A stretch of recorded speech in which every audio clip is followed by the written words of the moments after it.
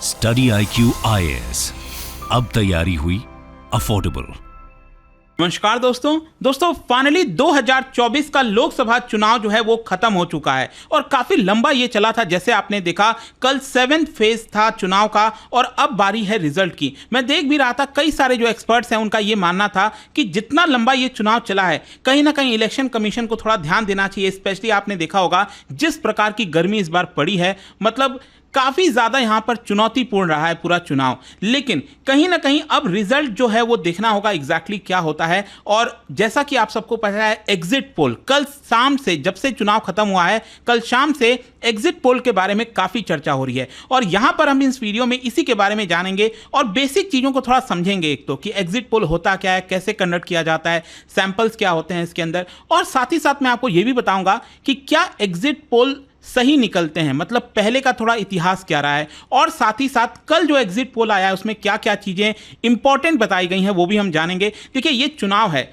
और मैं हमेशा से ये कहता हूं कि ये लोकसभा का चुनाव स्पेशली हर 5 साल में होता है और कहीं ना कहीं हर एक सिटीजन्स की जिम्मेदारी बनती है कि हम इसके अंदर पार्टिसिपेट करें, हमें थोड़ा सा नॉलेज हो, जानना चाहिए। जितना ज़्यादा आप इसके अंदर ध्यान दोगे थोड़ा उतने आपकी जो समझ है वो थोड़ी बढ़ती जाएगी। और चलिए इसी के बारे में हम डिटेल से समझेंगे। लेकिन उससे पहले मैं आप सभी को बता दूं कि अगर आप यूपीएससी की तैयारी कर रहे हैं तो हमारा जो नया बैच है इसके अंदर एडमिशन लेने की आखिरी डेट है 4 जून। तो आप इसके अंदर एडमिशन ले सकते हैं by using this code Ankit live. और ध्यान रखिएगा इसमें जीएस फाउंडेशन बैच में प्रीलिम्स मेंस इंटरव्यू सब कुछ की कंप्लीट प्रिपरेशन कराई जाती है। यहाँ पर लाइव क्लासेस, पर्सनल मेंटअप, सारी चीज़ें आपको मिल जाएगी, कुछ भी और एक्स्ट्रा लेने की आवश्यकता नहीं है। और इसके अलावा अगर आप एमसीक्यूज वगैरह अटेम्प्ट करना चाहते हैं तो मेरे इंस्टा पेज पर जा सकते हैं, वहाँ पर स्टोरीज में जितने भी एमसीक्यूज हैं वो आप अटेम्प्ट कर पाएंगे। तो चलिए शुरुआत करते हैं और सबसे पहले ये देखते हैं कि एग्जैक्टली हुआ क्या है। देखिए ये ध्यान रखिएगा कि ये जो लोकसभा चुनाव था ये भारत का 18th लोकसभा चुनाव था एंड डेफिनेट सी बात है पूरे दुनिया के अंदर it is the largest democratic exercise.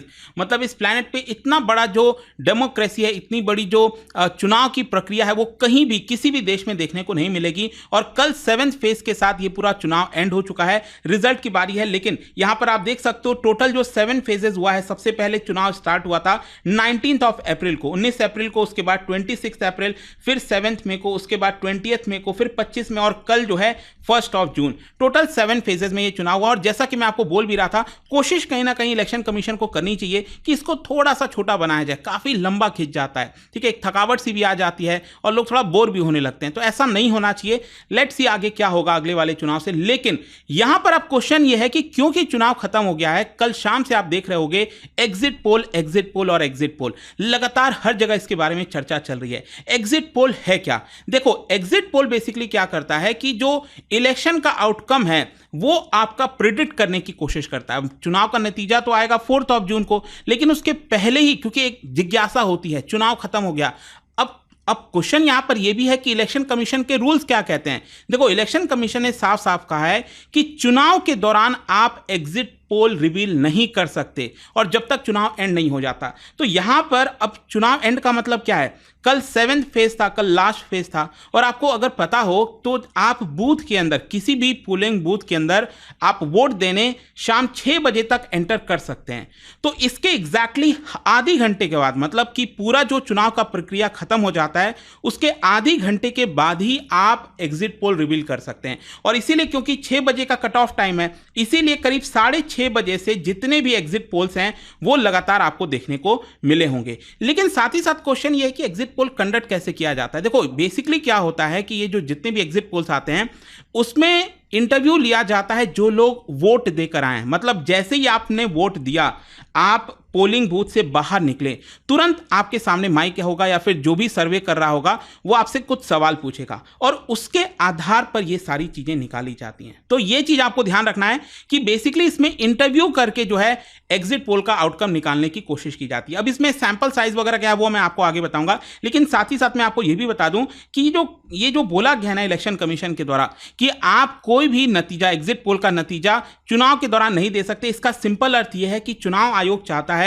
कि लोग इससे इन्फ्लुएंस ना हो। मान लीजिए पहले 2-3 फेज में ही अगर निकल जाता कि बीजेपी को इतनी सीट आ रही है, कांग्रेस को इतनी आ रही हैं, तो कहीं ना कहीं आगे आने वाले जो फेजेस हैं उसमें वो इम्पैक्ट कर सकता था। इसीलिए ये कहा जाता है कि सब चुनाव के फेजेस होने के बाद ही आप रिवील कर सकते हैं। अब क्वेश्चन यहां पर यह है कि एग्जिट पोल कैलकुलेट कैसे किया जाता है। देखो यहां पर कई प्रकार की प्रक्रिया होती हैं, जैसे कि सैंपलिंग मतलब क्या हुआ, जाहिर सी बात है अब देश में तो 98 करोड़ वोटर्स के आसपास हैं, तो ऐसा तो है नहीं कि हर एक पर्सन से पूछा जा सकेगा, हर एक पर्सन से पूछा जाएगा वो तो फिर चुनाव ही हो गया।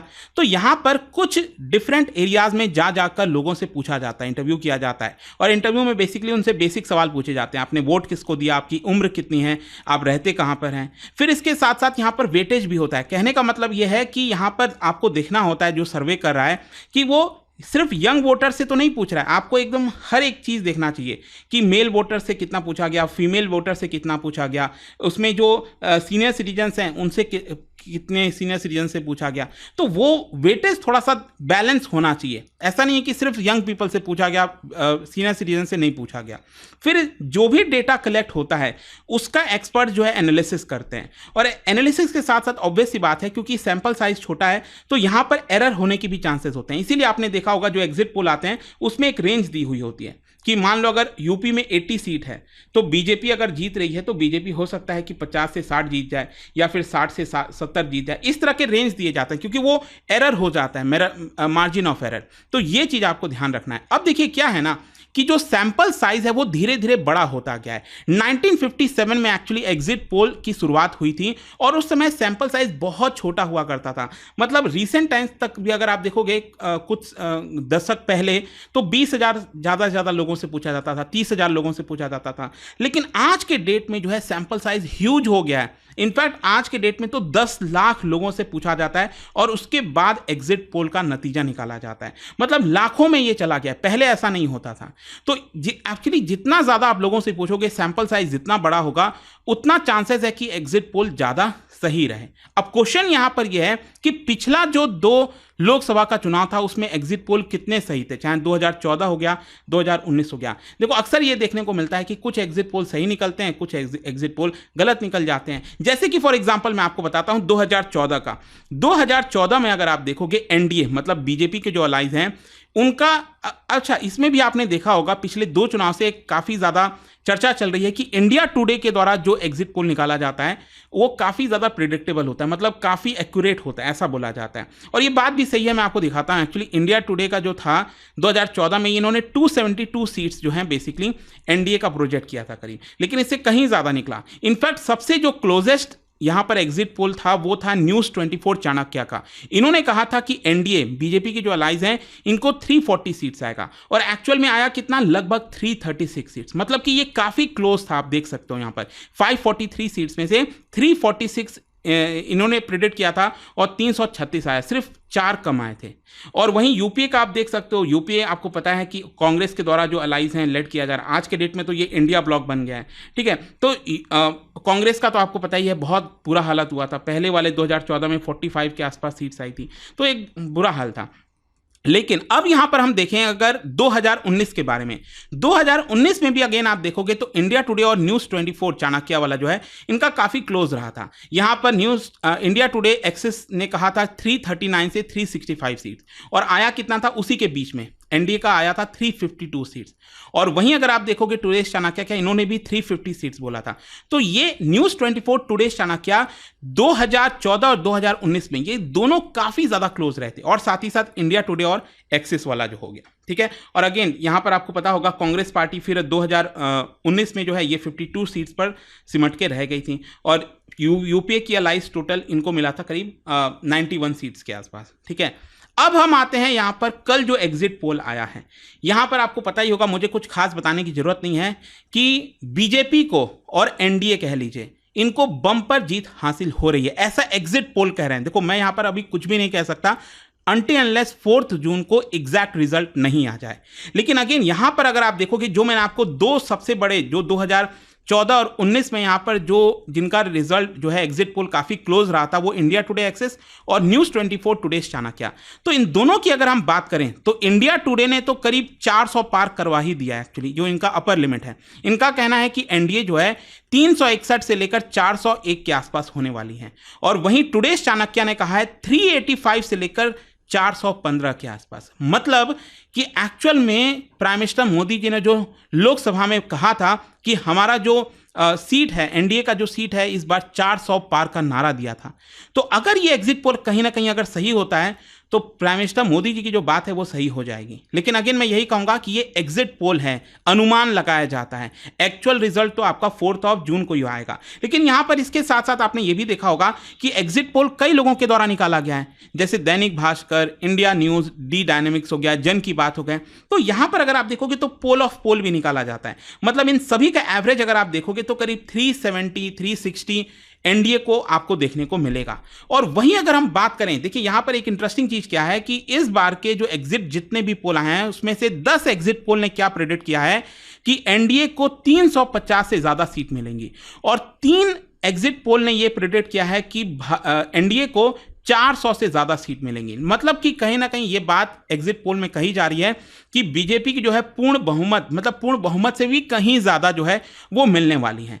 अब क्वेश्चन यहां पर यह भी है कि आखिरकार बीजेपी को जो इतनी बड़ी अगेन बढ़त हुई है, क्योंकि मैंने आपको क्या बताया था कि 2019 में एनडीए को मिला था 352 सीट्स, तो यहां पर 400 तक ये जो आंकड़ा जा रहा है उसका कारण क्या है, ये 50 सीट आ कहां से रही है, वो उसका भी मैं आपको कारण बता देता हूं। एक तो सबसे पहला है उड़ीसा।